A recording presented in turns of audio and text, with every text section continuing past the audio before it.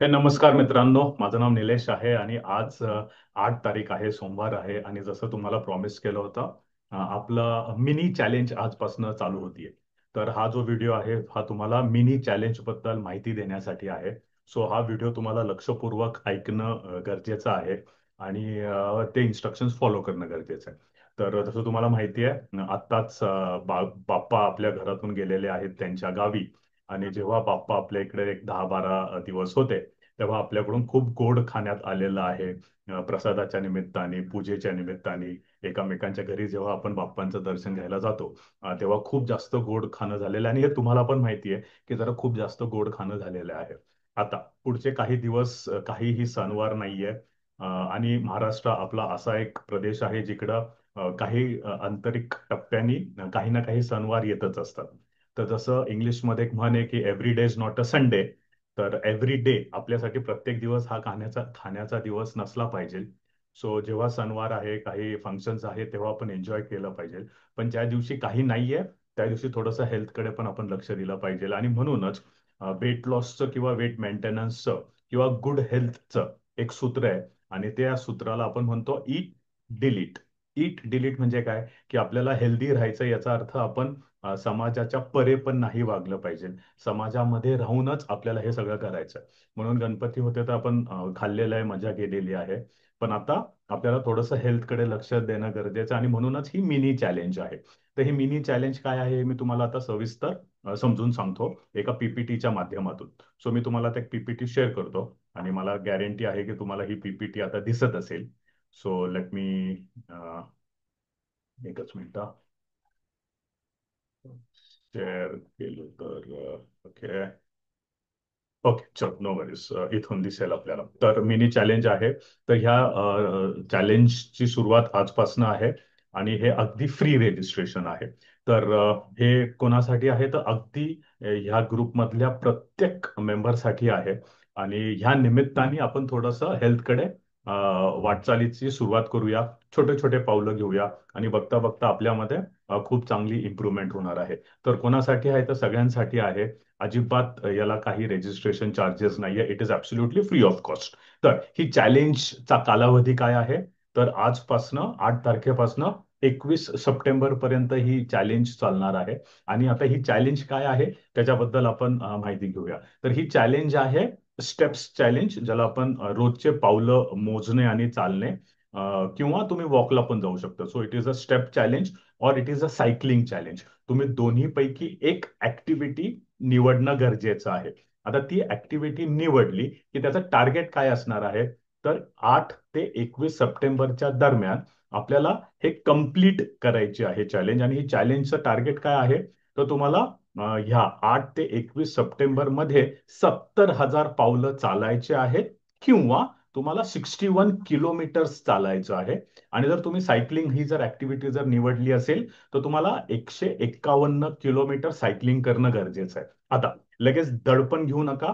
हे कसं होणार आहे हे पण मी तुम्हाला एका छोट्याशा कॅलेंडरच्या स्वरूपात समजून सांगणार आहे. तर असं आपण उदाहरण घेऊया की आता 8 तारीख आहे. निलेश, तू आजच चॅलेंज सांगितले, मला आज काय जमणार नाही. सो समजा 8 तारखेला तुमच्याकडून काहीच ऍक्टिव्हिटी झाली, नो प्रॉब्लेम.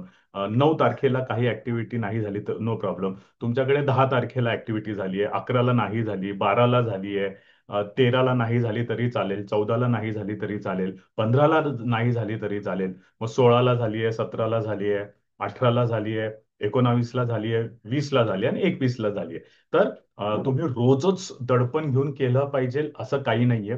मुख्य हेतू हा आहे की तुम्ही कुठल्या तरी ऍक्टिव्हिटीला सुरुवात केली पाहिजे. So that is the motivational activity. So दडपण घेऊन करायची नाहीये. जमलं तर करूया, नाही जमलं तर करूया. पण जमलं तर आणि नाही जमलं तर असं जर आपण करत राहिलो तर काहीही टार्गेट अचीव्ह होणार नाहीये. आणि म्हणूनच ह्या चॅलेंजसाठी आपल्याला एक टार्गेट आहे.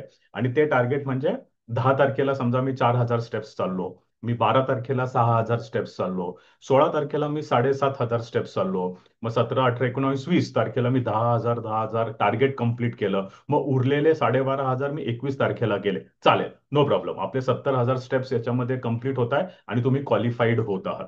जर तुम्ही हेच टार्गेट जर किलोमीटरच्या बाबतीमध्ये घेत असाल तर जसं 10,000 8ला नाही झालं, 9ला नाही झालं, 10ला झालं, 11, 12. सो हे जे आपले टार्गेट्स आहेत ते समजा तुम्ही 10 तारखेला 4 किलोमीटर चाललात, 12 तारखेला 6 किलोमीटर चाललात, 16 तारखेला 7.5, असं तुम्ही एक दिवशी किती किलोमीटर चाललात दॅट इज ओके. पण 21 तारखेपर्यंत आपल्याला टोटल 61 किलोमीटर्स कंप्लीट करायचे आहेत. आणि 5 किलोमीटर आणि 10 किलोमीटरचं तुम्ही दडपण घेऊ नका. तुम्हाला तुम्ही असं पण दिवसभरामध्ये जे घरातल्या कामासाठी आपण चालतो ते 4 ते 5 किलोमीटर आपण नक्कीच चालतो. फक्त आता शरीरासाठी थोडंसं एक्स्ट्रा चालायचं आहे. सो 61 किलोमीटर्स कंप्लीट झाले की तुम्ही क्वालिफाईड होणार आहात. असंच एक सायकलिंगच्या स्वरूपामध्ये उदाहरण घेऊया. मी तेच सेम तारखा घेतो की ज्यांना मला चालायचं नाही चालायचंय. मी 10 तारखेला 15 किलोमीटर चाललो, 12 तारखेला 16 किलोमीटर चालवली आहे. आणि असं करत करत मी 21 तारखेपर्यंत फक्त 126 किलोमीटर कंप्लीट केलेलं आहे. तर तुम्ही क्वालिफाईड नाही आहात. कारण तुम्हाला सायकलिंग जर करणार असाल तुम्ही तर 151 किलोमीटर्स कंप्लीट करणं गरजेचं आहे. सो माझ्यामध्ये तुम्हाला चॅलेंजचं स्वरूप कळलेलं आहे. जास्त हार्ड अँड फास्ट नाहीये. पण 8 ते 21 तारखेपर्यंत जो काही आपण एक टार्गेट ठरवलेलं आहे ते कम्प्लीट करणं गरजेचं आहे. आणि जर तुम्ही हे टार्गेट कम्प्लीट केलं तर मी तुम्हाला 3 अवॉर्ड्स देणार आहे.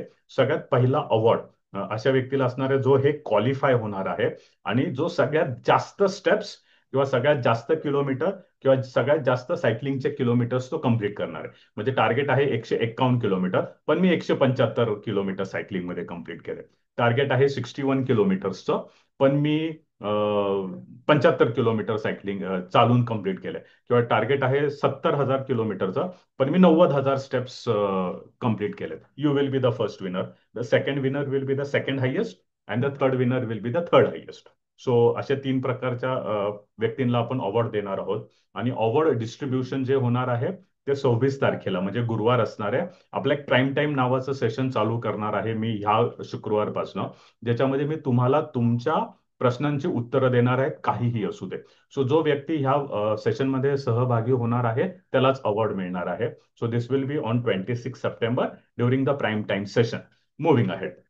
रिपोर्टिंग स्ट्रक्चर कसं असणार आहे तर आपल्याला डेली रिपोर्ट करायचं आहे आणि आपल्याला सगळ्या टार्गेट एंड झाल्यावरचं एक रिपोर्ट करायचं आहे. कसं मी ते तुम्हाला समजून सांगणार आहे, डोंट वरी.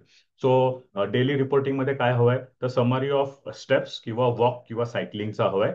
आणि तुम्ही याच्यासाठी कुठल्याही प्रकारचा ऍप यूज करू शकता.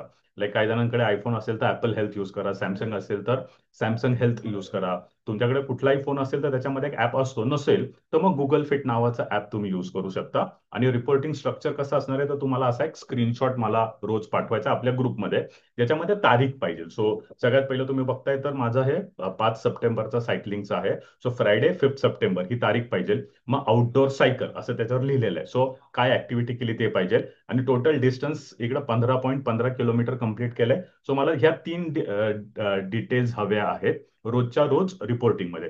समजा आज मी हे टार्गेट कंप्लीट केलंय पण मी आज विसरलो, काही हरकत नाही. तुम्ही मला उद्या पाठवा. आणि सगळ्यात शेवटच्या दिवशी आपल्याला समरी पाठवायची. ती कशी पाठवायची ते मी तुम्हाला वेळच्या वेळी सांगेन.